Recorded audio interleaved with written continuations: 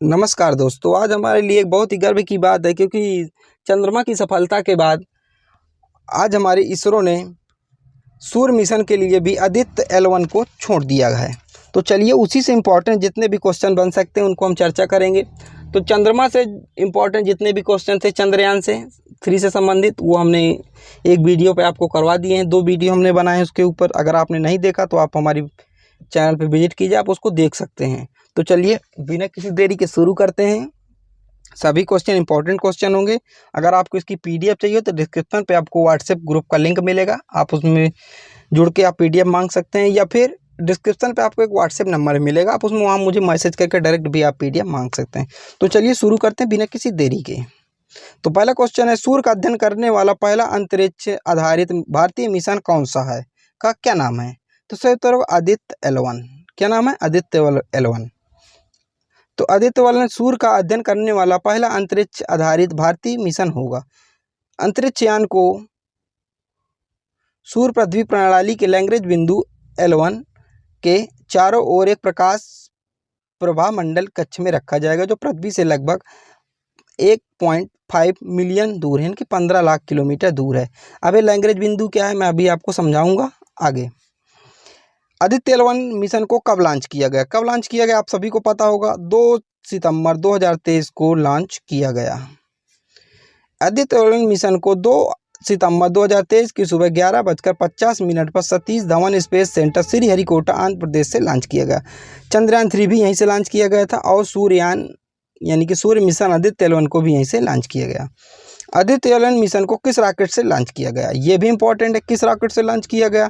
तो इसको rocket launch किया गया PSLV C57, ऐसे भी कर सकते हैं या फिर ऐसे भी कर सकते PSLV XL C57। तो दोनों सही हैं, दोनों में कोई भी मिले आप उसको सही कीजिएगा। अगला, आदित्य L1 किसका अध्ययन करने वाला पहला अंतरिक्ष आधारित भारतीय मिशन है? तो किसका अध्ययन करेगा अंतरिक्ष आदित्य L1? आपको सभी को पता है, सूर्य का अध्ययन करेगा। तो इसका सही उत्तर होगा B number. Aditya L1 mission में एल से क्या तात्पर्य है? तो इसका सही उत्तर क्या होगा? एल से क्या तात्पर्य है? तो लैग्रेंज, ऑप्शन नंबर बी सही उत्तर है। लैग्रेंज बिंदु क्या होता है अभी आप इसको समझ लीजिए।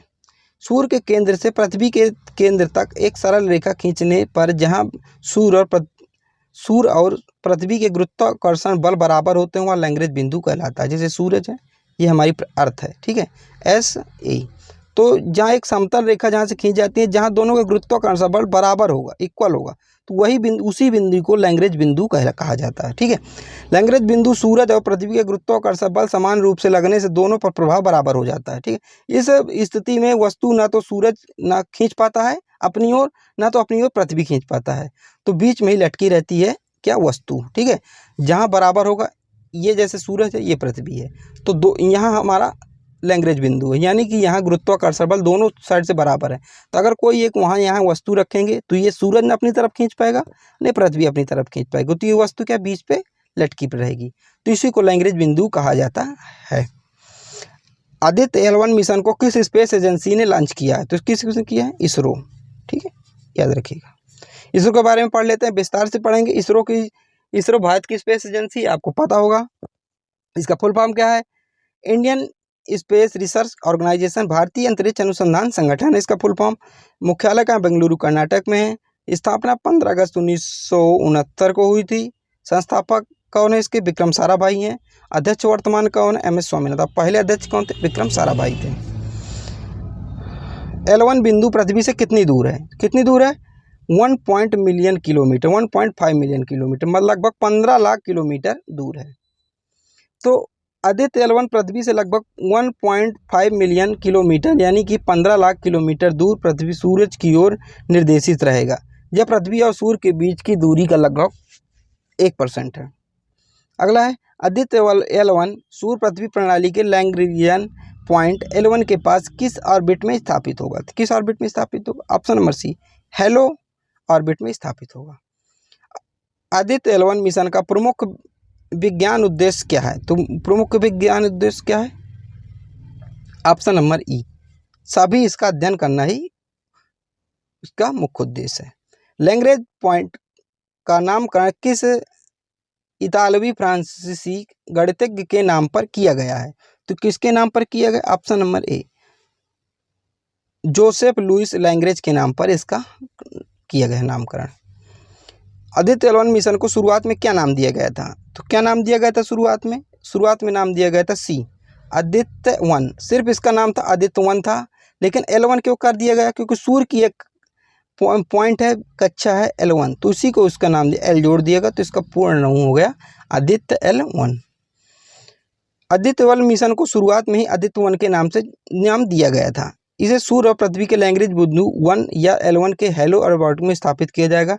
इस वजह से इसका नाम बदलकर आदित्य L1 कर दिया गया। अगला, भारत सूर्य मिशन लॉन्च करने वाला एशिया कौन सा देश बन गया? तो एशिया का भारत सूर्य मिशन लॉन्च करने वाला पहला देश बन गया। ये हमें सभी भारतवासियों के लिए गर्व की बात है। अगला, लैग्रेंजियन बिंदु वे हैं जहां दो वस्तुओं के बीच कार्य करने वाले सभी बल एक दूसरे के निष्क्राभी कर देते हैं। तो क्या है, कौन सा बल है? मैंने आपको विस्तार में बताया था, गुरुत्वाकर्षण बल। मैंने आपको लैग्रेंज बिंदु बताया था ना, ये सन है, ये पृथ्वी है। अगर ना आप समझो तो अभी समझ लीजिए। तो वो लैग्रेंज बिंदु वो जगह होती है जहाँ से जो कि गुरुत्वाकर्षण बल होता है वहाँ से इक्वल हो जाता है। तो जो कोई अगर वस्तु होगी तो ये ना पृथ्वी अपनी तरफ खींच पाएगी न सन, तो बीच में ही लटकी रहेगी। तो इसी को कहते हैं लैग्रेंज बिंदु।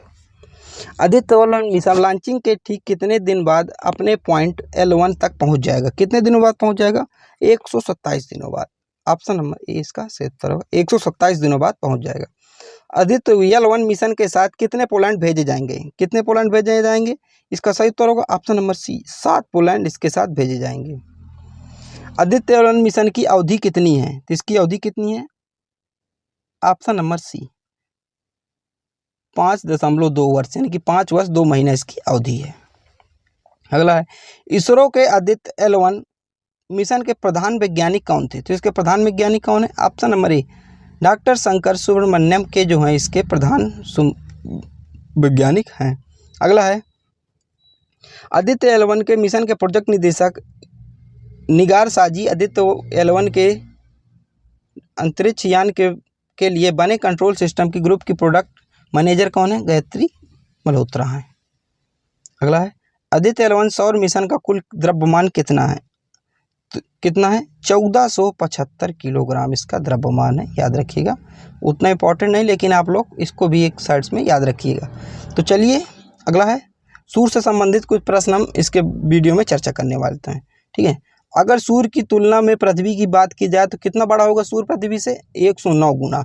अब समझ लीजिए कि पृथ्वी से सूर्य लगभग 109 गुना बड़ा है। ठीक है, सूर्य की लगभग उत्पत्ति कब हुई थी? तो 4.6 मिलियन बिलियन वर्ष पहले हुई थी। सूर्य का तापमान कैसे नापा जाता है? तो पैरोमीटर से नापा जाता है। सूर्य की बाहरी परत को किस नाम से जानते हैं? कोरोना के नाम से जानते हैं। ये तो आप भूल ही नहीं सकते, क्योंकि अभी कोरोना आया था, तो कोरोना को कैसे भूल सकते हैं आप? तो सूर्य की बाहरी परत को कोई आपसे पूछे तो आप तुरंत जवाब दीजिए, कोरोना कहते हैं। सोलर फ्लेयर में किसका निष्कासन होता है? तो अत्यधिक ऊर्जावान इलेक्ट्रॉन और प्रोटॉन का। ठीक है, सोलर फ्लेयर्स में पृथ्वी की रक्षा कौन करता है? तो पृथ्वी का चुंबकीय क्षेत्र।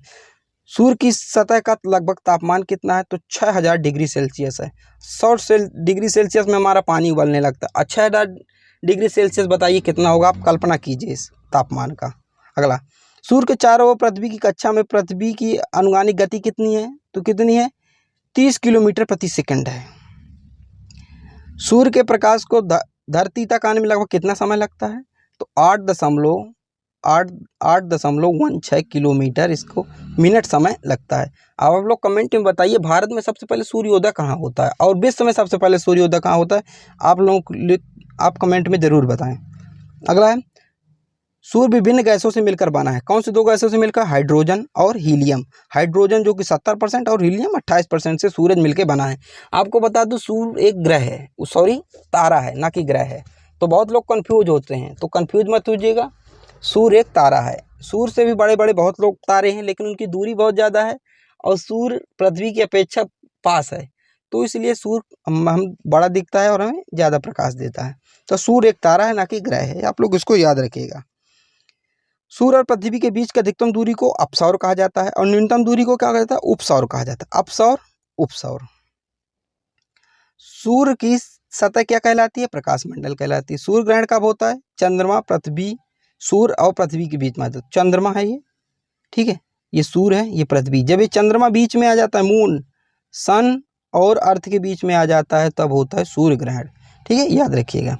अगला हम इसको समझेंगे कि हमारा L1 में ही आदित्य जो हमारा रॉकेट है L1 में ही क्यों जाएगा, इसको आप समझिए। सूर्य के कम से कम कितने पॉइंट हैं, देखिए L3 है, L5 है, L1 है, L2 है, ठीक है, ठीक है। ये ऊपर क्या है, ऊपर आप वीडियो में आपको दिख रहा है, यहाँ पर L4 है, ठीक है। तो जो पृथ्वी से सबसे पास में कौन सा बिंदु है, देखिए अगर हम चर्चा करें L3, ये सूरज की पिछली साइड है, बहुत दूर है, इसकी कोई चर्चा ही नहीं करना। ये देखिए ये L5 है, ये भी बहुत दूर है।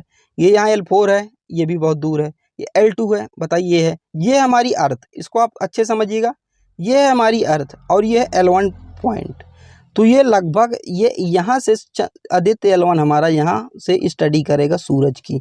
तो यहाँ से आदित्य जो पॉइंट है L1 से और सूरज की दूरी कितनी है, तो लगभग 15 लाख किलोमीटर।